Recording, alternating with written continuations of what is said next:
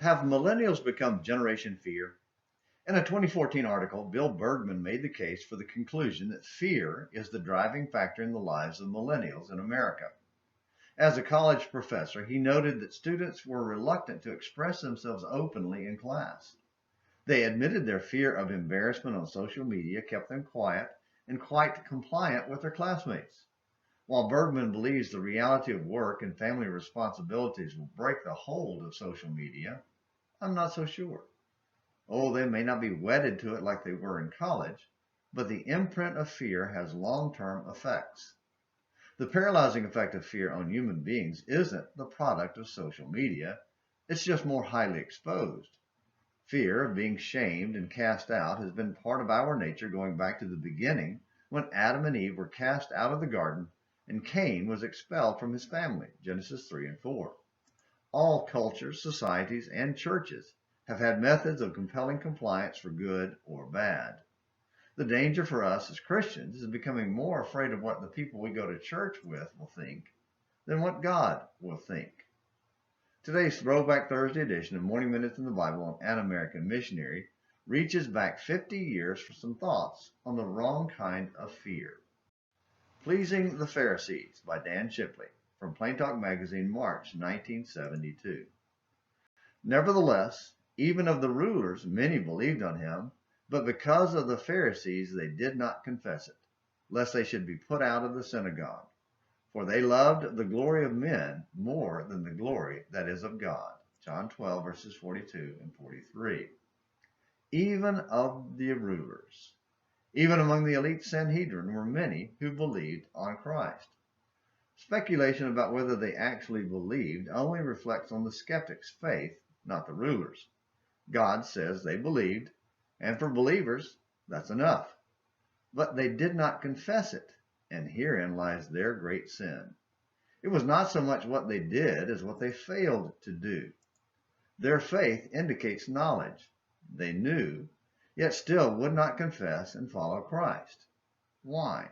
What power, what influence could be so compelling as to cause believers to turn their backs on the Savior and salvation? We are not left to wonder. It was because of the Pharisees. The one who knows all hearts shows their weakness as loving the glory of men more than the glory of God.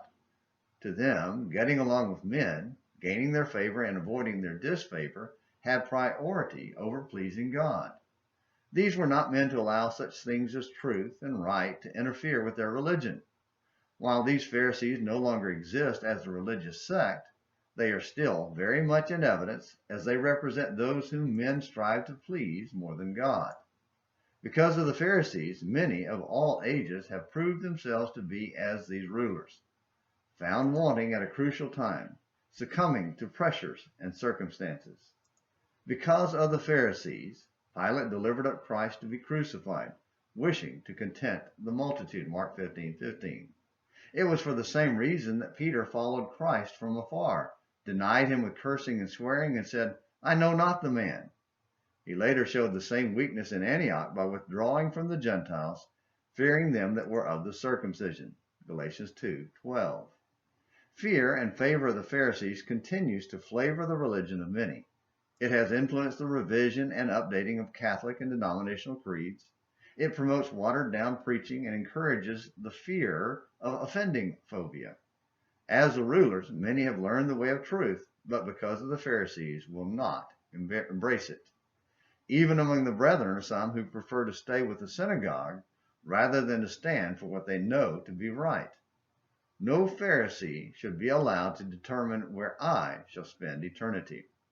For am I now seeking the favor of men or of God, or am I striving to please men? Thank you, Dan, for that reminder of what fear will drive us to do. We've been looking at the kings of Israel who feared their people more than God. But there was one king who didn't fear his people. When Menachem ended the 30-day reign of Shalom and became king of Israel, he was quickly forced to care more about what others outside would do than what his people thought about him. At first, he wanted decisive victory, 2 Kings 15, verse 16, but then was humbled by a more powerful external force. When Assyria demanded a tribute, Menachem gave it, and turned to the nation with an extra tax to refill the treasury. 2 Kings 15, verses 19 and 20. Well, that's awesome. He didn't fear his people, but he also failed to fear God. 2 Kings 15, verse 18. Let's be the generation that fears God instead of the world or the Pharisees.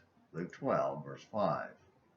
Thank you for watching today's Throwback Thursday edition of Morning Minutes in the Bible and An American Missionary. Until next time, this is James McClenny hoping you have a great day.